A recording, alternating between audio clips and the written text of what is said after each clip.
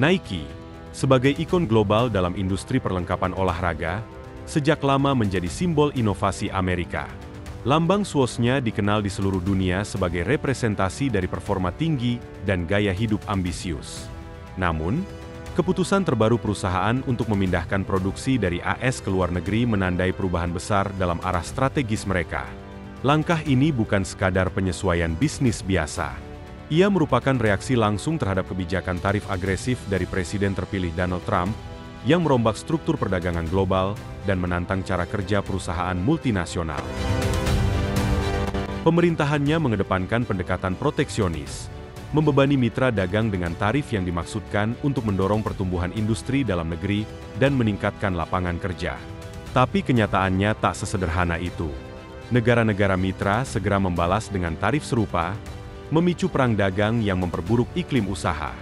Nike, yang bergantung pada jaringan pasokan internasional yang kompleks, terkena dampaknya secara langsung. Biaya bahan impor melonjak, sementara ekspor produk AS dibatasi oleh kebijakan balasan. Margin keuntungan tertekan, dan keunggulan kompetitif menurun. Nike sempat mencoba mempertahankan produksi domestik melalui investasi pada fasilitas canggih di AS, yang mengandalkan robotika dan otomatisasi. Namun, dengan struktur biaya yang tak lagi menguntungkan akibat tarif, pilihan menjadi semakin sempit. Meneruskan produksi dalam negeri berarti menghadapi lonjakan biaya yang sulit diserap tanpa menaikkan harga atau mengorbankan laba. Setelah banyak pertimbangan, Hill dan jajaran eksekutif memilih langkah paling realistis, mengakhiri operasi manufaktur di AS dan mengonsolidasikan produksi di luar negeri, terutama di Asia. Dampaknya terasa luas. Ribuan pekerja kehilangan pekerjaan, komunitas lokal kehilangan sumber ekonomi, dan narasi kebangkitan manufaktur AS tampak semakin jauh dari kenyataan. Ironisnya, kebijakan yang dimaksudkan untuk membangkitkan industri dalam negeri justru mendorong perusahaan besar seperti Nike untuk meninggalkannya. Perpindahan ini menunjukkan bahwa dalam dunia bisnis yang semakin terhubung, intervensi sepihak dapat menyebabkan kerusakan sistemik, bukan perbaikan. Transisi ini bukan hanya teknis, tetapi juga menyentuh nilai-nilai perusahaan. Nike telah lama menekankan identitasnya yang berakar di Amerika, sambil mengusung citra global. Kini, identitas itu harus dikaji ulang. Apakah mungkin tetap menjadi simbol kebanggaan nasional jika basis produksinya sepenuhnya berada di luar negeri? Langkah ini juga menjadi preseden bagi industri lain. Banyak perusahaan menghadapi dilema serupa. Beberapa mencoba mempertahankan operasi domestik dengan meningkatkan efisiensi dan otomatisasi. Lainnya, diam-diam mengikuti jejak Nike demi mempertahankan daya saing. Lebih dari sekadar keputusan bisnis, langkah ini memperlihatkan rapuhnya konsensus global tentang manfaat perdagangan bebas. Globalisasi yang selama ini dianggap niscaya, kini mulai dipertanyakan. Ketidakpastian geopolitik, perubahan regulasi mendadak, dan fluktuasi opini publik memaksa perusahaan untuk selalu siap beradaptasi. Untuk Nike, tantangan ke depan tak hanya menyangkut logistik dan produksi. Mereka harus membangun ulang narasi mereka, bagaimana tetap menjadi perusahaan yang inovatif, etis, dan berpengaruh di tengah perubahan besar ini. Mereka mengalihkan fokus ke riset, desain, dan inisiatif berkelanjutan. Tapi luka dari hilangnya produksi dalam negeri tetap membekas, bagi pekerja, komunitas, dan mungkin juga warisan merek itu sendiri. Keputusan Nike membuka bab baru dalam sejarah industri AS. Ini adalah kisah tentang pertarungan antara idealisme ekonomi dan kenyataan global, antara kebijakan domestik dan dinamika internasional. Di tengah semuanya, Nike berusaha tetap berdiri tegak, menjadi simbol adaptasi dan kelangsungan hidup di era ketidakpastian ekonomi. Nike memanfaatkan situasi global untuk memperkenalkan paradigma baru dalam proses manufaktur yang lebih ramah lingkungan di luar negeri. Mereka mengintegrasikan bahan-bahan berkelanjutan, teknologi hemat energi, serta strategi pengurangan limbah. Perusahaan ini memahami bahwa untuk mempertahankan dominasi di pasar yang semakin kompetitif, efisiensi biaya saja tidak cukup. Mereka harus terus mendorong batas dalam inovasi desain, kinerja produk, dan tanggung jawab lingkungan. Dalam proses ekspansi globalnya, Nike juga harus menghadapi tantangan sosial dan budaya. Setiap negara yang menjadi tujuan produksi membawa norma dan nilai yang unik. Oleh karena itu, perusahaan harus menjalin hubungan yang kuat dengan komunitas lokal, menciptakan lingkungan kerja yang layak, serta memastikan kepatuhan ketat terhadap undang-undang ketenagakerjaan. Manajemen puncak Nike sangat sadar bahwa kegagalan dalam hal ini dapat berujung pada krisis reputasi. Untuk mengantisipasinya, mereka meningkatkan mekanisme audit, memperluas transparansi rantai pasokan, dan berkolaborasi dengan LSM guna memastikan standar etika terpenuhi. Perpindahan basis produksi juga mengubah peta kekuatan ekonomi antara Nike dan negara-negara mitranya. Di Asia Tenggara, arus investasi baru menciptakan lapangan kerja dan mempercepat pertumbuhan ekonomi regional. Ketika Nike membangun fasilitas baru, pemerintah setempat terdorong untuk memperbaiki infrastruktur dasar demi memenuhi kebutuhan produksi, mulai dari pelabuhan hingga pasokan energi. Bahkan, dalam beberapa wilayah, muncul ekosistem industri pendukung seperti tekstil, pengemasan, dan logistik. Transformasi ini juga memengaruhi cara Nike berinovasi. Walaupun banyak yang menganggap proses manufaktur sebagai bagian belakang layar yang rutin, Nike melihatnya sebagai sumber keunggulan kompetitif. Kedekatan antara pabrik dan tim desain memberikan keuntungan dalam hal respons cepat terhadap tren dan kontrol kualitas. Karena sebagian besar produksi kini dilakukan di luar negeri, Nike menginvestasikan besar-besaran dalam desain digital, kolaborasi lintas negara, dan prototipe cepat.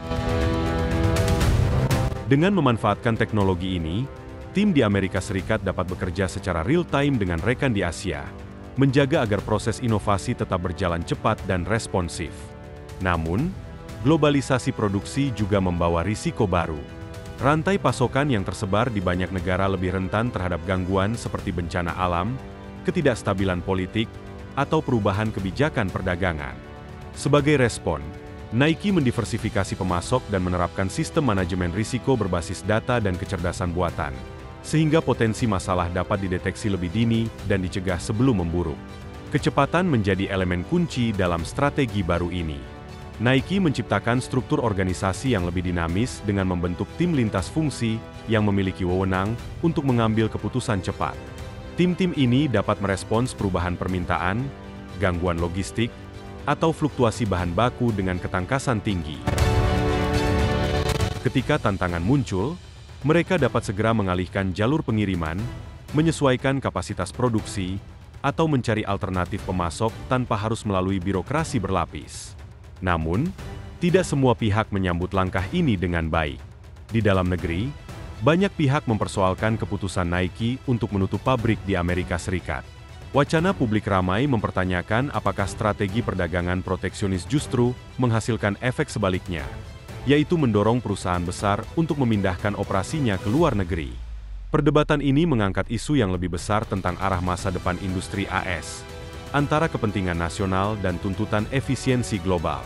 Sementara itu, negara-negara penerima investasi Nike menyambut baik peluang ekonomi yang datang, meskipun tetap ada kekhawatiran terkait perlindungan buruh dan keberlanjutan lingkungan. Pemerintah berusaha menyeimbangkan manfaat ekonomi dengan pengawasan ketat agar tidak terjadi eksploitasi atau kerusakan lingkungan. Nike pun menanggapi hal ini dengan serius, menjalankan program pemberdayaan komunitas, pendidikan, dan kolaborasi dengan otoritas lokal. Di sisi lain, pusat-pusat inovasi dan desain Nike tetap dipertahankan di Amerika, terutama di markas besar Beaverton, Oregon. Strategi ini memungkinkan perusahaan mempertahankan kreativitas dan daya saing di bidang teknologi dan sains material, sambil mengandalkan jaringan manufaktur global untuk eksekusi. Kolaborasi dengan kampus teknologi, startup, dan mitra riset memperkuat posisi Nike sebagai pemimpin di bidang inovasi produk olahraga. Selain itu, fasilitas produksi luar negeri dijadikan laboratorium teknologi baru, mulai dari teknik perakitan otomatis, pencetakan 3D, hingga sistem pelacakan digital berbasis IoT. Inovasi-inovasi ini memungkinkan Nike meluncurkan produk dalam waktu yang lebih singkat, menyesuaikan produksi secara lokal, dan merespons tren mode secara real-time. Batas antara pabrik, studio desain, dan etalase digital pun semakin kabur. Perubahan strategi ini juga menuntut pendekatan baru dalam pemasaran. Nike mulai membangun narasi merek yang menonjolkan komitmen terhadap nilai-nilai global, keadilan sosial, kelestarian lingkungan, dan kesetaraan budaya. Mereka menjalin kemitraan dengan tokoh dan komunitas lokal, mendukung acara komunitas, dan berperan aktif dalam isu-isu sosial untuk memperkuat citra positif merek mereka secara global. Perusahaan pesaing pun mulai bereaksi. Beberapa meniru strategi ekspansi Nike, sementara yang lain mencoba menonjolkan produksi domestik sebagai pembeda. Industri alas kaki global pun memasuki fase eksplorasi model bisnis baru, dari pabrik kecil berskala lokal, sistem produksi berbasis permintaan, hingga penjualan langsung ke konsumen melalui platform digital. Relasi Nike dengan pengecer juga mengalami perubahan. Dengan kontrol yang lebih besar atas rantai pasokan, Nike mulai memperkuat saluran distribusi langsung. Peluncuran produk edisi terbatas, restock cepat, dan kampanye digital memberi perusahaan keunggulan dibandingkan mereka yang masih mengandalkan model distribusi tradisional. Dalam hal lingkungan, produksi di negara berkembang membawa tantangan terkait limbah, emisi, dan konsumsi air. Nike menjawabnya dengan target ambisius dalam efisiensi energi, pengelolaan limbah, dan desain berkelanjutan. Program keberlanjutan ini menjadi bagian dari nilai jual utama perusahaan, menarik generasi konsumen yang lebih sadar lingkungan. Dari sisi finansial, perpindahan ini membawa dampak signifikan. Beban tarif berkurang, margin keuntungan membaik, dan pertumbuhan pasar internasional membantu menyeimbangkan penurunan penjualan domestik. Sebagian keuntungan ini kemudian diinvestasikan kembali untuk memperkuat posisi Nike sebagai pemimpin industri. Namun, globalisasi juga memengaruhi budaya internal perusahaan. Dengan tenaga kerja yang makin tersebar di seluruh dunia, Nike membangun program pelatihan lintas budaya, pengembangan kepemimpinan global, dan pembentukan rasa misi bersama untuk menjaga kohesi organisasi. Lambat laun, keputusan Nike untuk berproduksi di luar negeri tidak lagi dipandang sebagai langkah kontroversial, melainkan sebagai contoh nyata adaptasi strategis. Sekolah bisnis mulai mengajarkannya, pembuat kebijakan memetik pelajaran darinya, dan para pesaing mencermati setiap langkahnya. Langkah Nike juga menjadi acuan di sektor lain, termasuk teknologi. Perusahaan-perusahaan mulai mengadopsi strategi serupa untuk memperkuat daya tahan rantai pasokan mereka. Sementara itu, kebijakan publik mulai bergeser. Banyak pihak menyadari bahwa sekadar menerapkan tarif tidak cukup untuk menghidupkan kembali industri dalam negeri. Dibutuhkan pendekatan menyeluruh, dari pelatihan tenaga kerja hingga investasi teknologi. Bagi komunitas di Amerika yang terdampak penutupan pabrik, responsnya bervariasi. Ada yang berhasil melakukan transformasi ekonomi, mengalihkan keterampilan ke sektor energi terbarukan, logistik, atau teknologi. Lembaga pendidikan dan pemerintah lokal pun berperan dengan menyediakan pelatihan ulang dan program wirausaha. Bagi Nike sendiri, transisi ini adalah momen redefinisi. Ia kini tampil sebagai perusahaan global yang lebih tangkas, inovatif, dan terintegrasi secara budaya. Dari proses ini, Nike telah memperoleh wawasan mendalam tentang cara bertahan dan tumbuh dalam dunia yang semakin kompleks dan tidak pasti, sebuah peta jalan bagi korporasi global di masa depan.